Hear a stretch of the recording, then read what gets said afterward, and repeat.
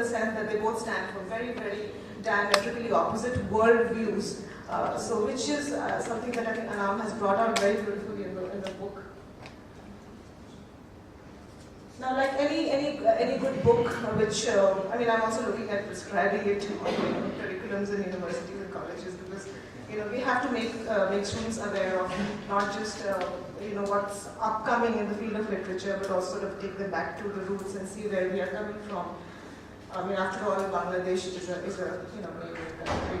So I like the book for the perspectives, stereotypes, and the perceptions that it has brought forth, because there can be no one way to look at any event, especially global events which lead to partition, which lead to wars of independence, and which lead to impacting lives on a global level, because this story is not just about Bangladesh's independence, freedom movement. I think it cuts across geographies.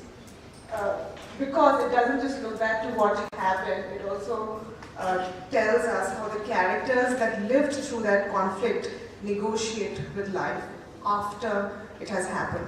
So let's just not keep ourselves rooted to the past. We also have to look at how we are negotiating with what happened because of something, and therefore how is my life impacted and changed. So this, through the characters Maya and Sohail, the brother and sister, is looked at very closely in terms of how Sohail negotiates with life post 1971, and what does Maya do with hers. And both have gone through the same conflict. It's not as if Maya has not lived in Bangladesh and therefore independence doesn't mean much to her. The literary components come from how the novel is an examination of survival, forgiveness, love, belief, and memories, partition. My paper is titled War, Violence, and Memory. You can't divorce any one of the components from the other, because with war will come violence, and memory is linked, because that's how we explore literature. It is something that works in reverse here. We look back to deal with how life will go on. I think I've mentioned this already, that it's the building of a new nation through the lens of a family, how the characters are haunted by the ghosts of the past, but they're also looking at what will happen in the future, because obviously your present is deeply impacted by what happened to you in the past. Here in the context of nation building, because we're talking about Bangladesh before and after, primarily after 1971, and they're radicalized characters. They both go to two different bipolar extremes. What's interesting is that the family, it's all through the lens of the family. At no point in time on any page do I feel that she's trying to be preachy or make a political statement. So the family serves as a microcosm for the nation, and all in all, it is a novel on the human condition. It's about how we negotiate life through crisis, and here the crisis just seems, that it's probably political and religious both. So that's only incidental. The basic story is about the human condition. The basic story is not about the 1971 war that Bangladesh fought. To sum them up, I think the novel will not and should not be called a political novel. I think it's politicized, and therefore it's universal, because any country who has once been colonized and then been, made free will know what I'm talking about. Especially all of us here in this, we know what it has been to be once not free and then claim independence. So it begins with religious conservatism, zealotry, there's political violence, there's gender abuse. So I think these are themes, and all of us, or teachers, students of literature, we know that we have to look for themes in a literary work to be able to talk about how it's talking about the bigger picture. So these are the themes she uses, and this is what makes it a work of literature in terms of narrative, in the almost Shakespearean moral conundrums, the whole, morality issues that we know Shakespeare for in terms of the human virtues. The language suits, the narrative in terms of the register. She's very careful. It's very sparing vocabulary. She doesn't get all excited. She's not fighting for a cause. She's not trying to be too Bangladeshi in her work. She's not trying to prove that she's so patriotic. So I think the vocabulary is just fine. It's very, very sparing, and it's mellow. And of course, it's a richly evocative period piece. Therefore, she's stayed true to facts. And of course, there's merging of a little bit of fiction, which happens all the time. And she has lived through this crisis through her parents who went through the conflict and 9/11 conflict. So I think she also sort of has authenticity. She's not just reporting, she has seen the whole thing happen around her.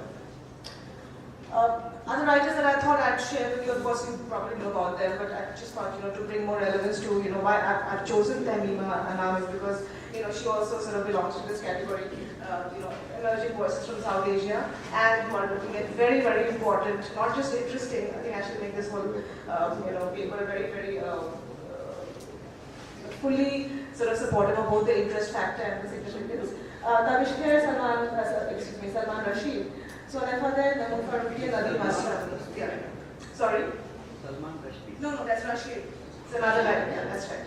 So these are the emerging voices, and they look at similar themes, and therefore I think they belong to the same club, and perhaps commentators of South Asian history through culture with their heritage. Thank you.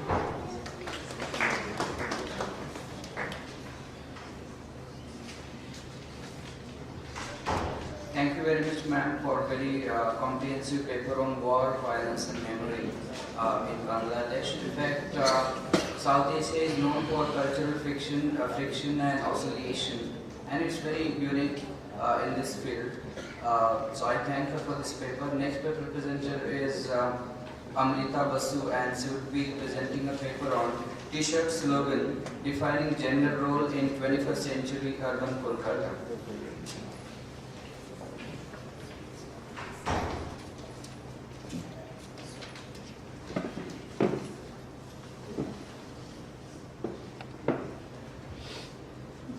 Good morning, everybody. Before entering into the space of my presentation, I would like to mention that I have collected the T-shirt slogans from different marketplaces, from shopping malls. Even I went to different houses to capture photographs of different slogans, and also I downloaded certain slogans from websites which are exclusively on Indian web.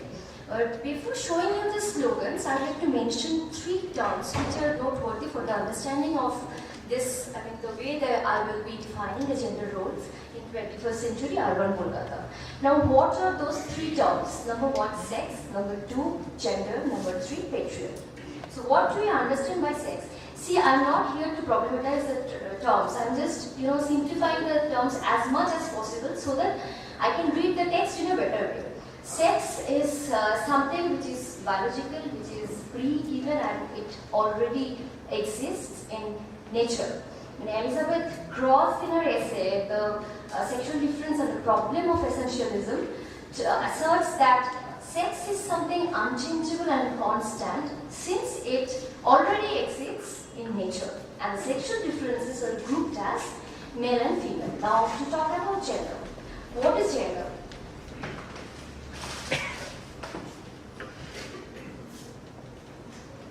Gender is something which is socially constructed, culturally specific, and historically produced. Each culture tends to fix certain norms which are bestowed upon men and women and are attributed as masculine and feminine. So we find that the sexual identity actually determines the gender identity. Ideally, in most of the cultures, men are expected to be, brave, aggressive, assertive, whereas women are expected to be covert, passive, and receptive. It seems that patriarchal values tend to, valorize the gender roles of men and demean the gender roles of women. Next comes the term patriarchy. What is patriarchy? Patriarchy is a system or a society or a country which is ruled by man or male power. Definitely, patriarchy assigns different roles to men and women to perform, and it tends to objectify the role of women, but this objectification varies from one culture to another, from one period of history to another period of history. But what is central to all form of patriarchy is the male dominance. It asserts a kind of power relationship where women are placed at the periphery and men at the core. Now I'd like to say that patriarchal values or patriarchal system tends to stereotype the gender roles. But when I was just reading the t-shirt slogans, I was very happy to find out there are certain de-stereotypings which are really noteworthy. I mean, there is a kind of shift from the typical patriarchal values to a different one. I mean, a more liberated one. So my contention here is to show you both the stereotyping and also the de-stereotyping, which I am taking as a positive stance. I mean, the de-stereotyping thing.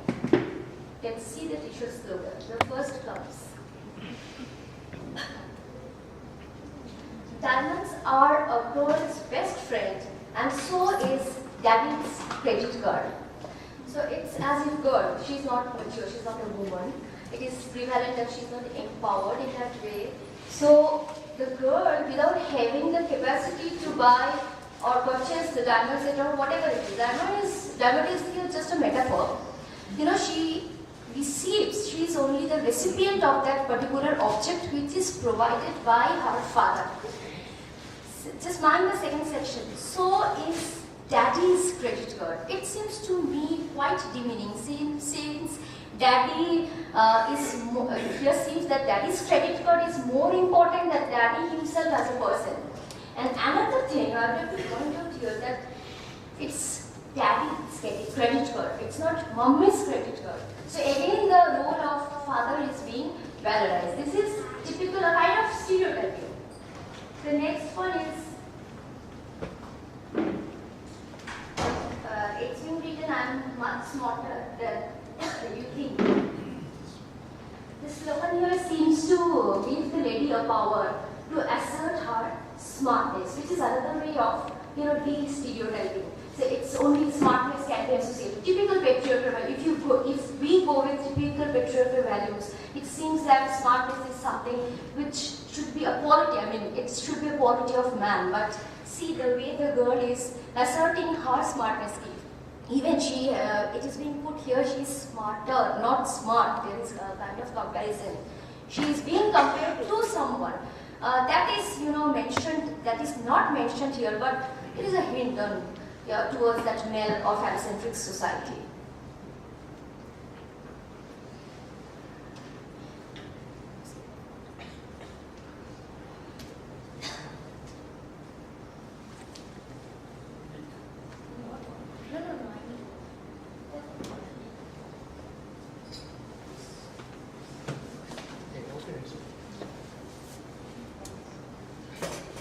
I'm not mentioning this one, I'm just keeping. This one is choose life. I think the I word is omitted here. I choose life. Then another way we can read it as that she is sending a message of choosing life. She's asking all to choose his or her life in his or her own terms. So this is again a self-assertion. This is a kind of de-stereotyping to me. Yes, this is not the typical t-shirt, this is a spaghetti kind of t-shirt and it is being put here, I wish these were brains. I mean brains. This is written in plural. So instead of breasts, she is willing to have two brains. There might be different connotations, like my reading goes like this, one can be that it is generally accepted that girls are having, lesser intellect than boys. That's why, she wants to have some extra power. I mean, by obliterating those breasts, she wants to get two brains by which she can be, as more, powerful, like men, more intelligent. And another thing is that she wants to completely deny her sexual entity by, just obliterating the existence of breasts on her body. Yes, this is another way of, this is another kind of de-stereotyping in my reading. Single? No. I'm just in a relationship with freedom. And there is, that sign of a man is sitting down there. So being single doesn't necessarily mean that you are always entitled to enjoy your freedom. It seems that even after in a relationship, the girl can enjoy her liberty. That means, on the other hand, the man is changing. I mean, the mentality of man is gradually changing. She is just approving the girls what they are entitled to. I mean, they should have their own way of living their life. They should have their freedom. This is a male T-shirt under new management, just married. It's as if that after getting married, the man has to, endure, go through a different process of managing himself. I don't want to read it negatively, because whether that management is positive or negative, that is not being asserted here. But at least he is, just asserting the role of his wife, that he is under new management. So the role of his wife is being prioritized. So to me, it seems another de-stereotyping. This one. I wish I had a protection for this too. That cigarette with a plastic cover. This is not a real plastic cover. I hope everybody is understanding. This symbolizes contraception, which is exclusively meant for men, that is condom. And it is as if the man, by using that condom, is both protecting the girl and protecting himself. But there is the cigarette is inverted here. The inverted cigarette is that I1 is that he is taking the smoke inside and thereby affecting his lung. Obviously, that is not good. That is definitely injurious to health. But at least it gives a message of consciousness regarding sexual health. Yeah, this is a typical kind of stereotyping. Women are the best gift to man and are the biggest liar on the earth. This is a male T-shirt. So the first part is women are the best gift to man. But okay, fine. It seems that the the man is just categorizing the role of women. But whenever she is compared to a gift, it corresponds to a sense of object. So it is to a certain extent objectionable to me. And the second section, and I am the biggest liar on the earth. Whatever is being asserted at the very first part of the sentence is being denied in the second part. Again, it tends to demean the role of women by denying what is being asserted in the first section. The next one is a little blurred. Beer is the answer, but I can't remember the question. This is something here I would like to mention that when I was just surveying, I found several T-shirts on, flagging different slogans, but alcoholic associations were never there with women's T-shirts. This is something exclusively meant for men. Beer is consumable only in case of men, and he is so drunken that he doesn't even know and what was the question. This is a kind of negative approach to me. This is the last one. In my alphabet, I would put you. It seems a little raw, but I'd like to show you how this goes on. And this was, people uses this kind of T-shirt in our city. I found it. In my alphabet, I would put U between F and CK. That is F-U-C-K. That is, the slang of intercourse, having physical relationship.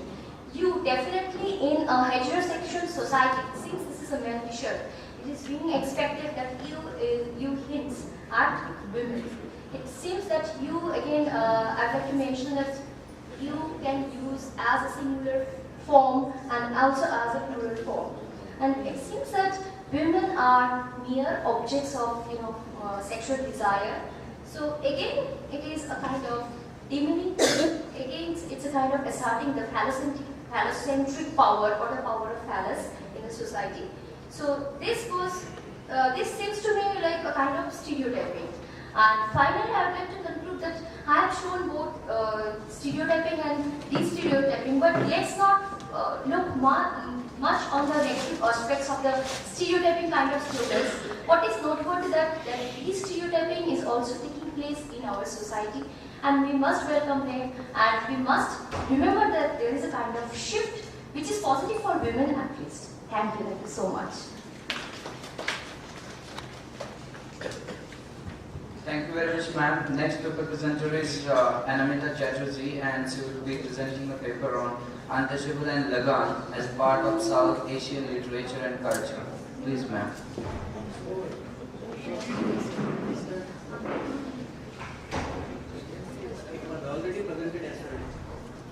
The paper is already presented, and the next paper presenter is Aditi Dev. ensued presenting a paper on morality of the transgressor in U.R. Ananthamurthy Sanskara.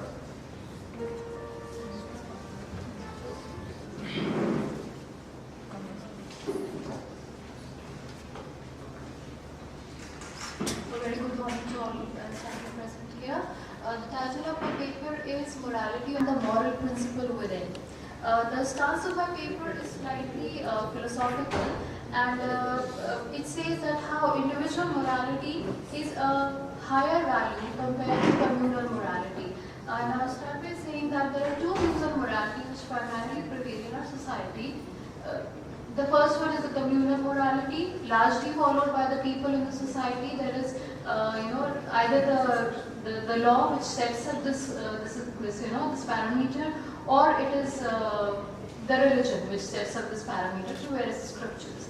The second parameter of morality is the individual morality, that what an individual feels true to himself or herself, and she wants to do that particular person, that particular thing, whether it is against morality as displayed by the protagonist Pranishacharya in the novel Sanskara. Now, most of the people, I'm presuming that you'll be familiar with this story, though I will tell the story in the course of the analysis. Now, Pranishacharya is the protagonist of the novel Sanskara. He is the head priest of the village Durvasapur in South India.